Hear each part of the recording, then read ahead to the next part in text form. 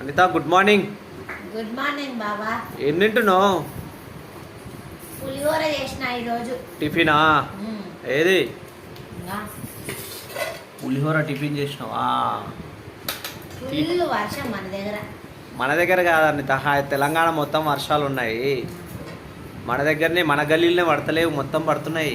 పూజ చేసే వరకు లేట్ అయిపోయింది. ఈరోజు శుక్రవారం కదా, అందుకే పూజ చేసే వరకు లేట్ అయిపోయింది.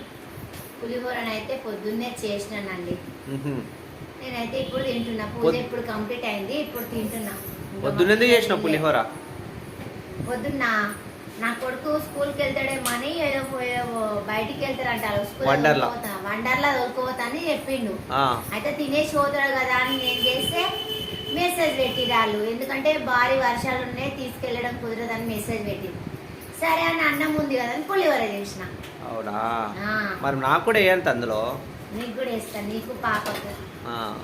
వాళ్ళేమో నా పాప చాయ్ బ్రెడ్ తిన్నది, మళ్ళీ పులిహోర కూడా తింటుంది. ఆకలి అయిపోతుంది, ఎందుకంటే పొద్దున తినేసి రండి, నేనే లేట్ ఈరోజు. మళ్ళీ పూజ చేసిన.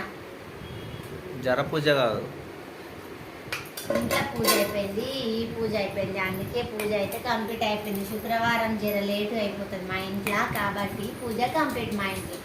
మీ ఇంట్లో టిఫిన్ చేసిరా లేదా, ఏం చేస్తున్నారు, ఏం టిఫిన్ చేసి తిన్నారో కామెంట్ బాక్స్లో చెప్పండి.